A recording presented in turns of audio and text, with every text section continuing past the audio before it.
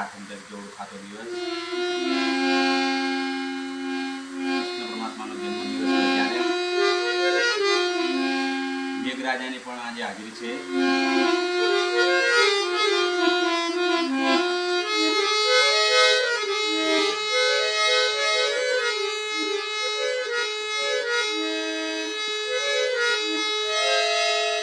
જા જા રે વો કૃષ્ણ કનૈયા જા જા જા, નથી હવે તું નટવર નાનો જલ્દી ડાયો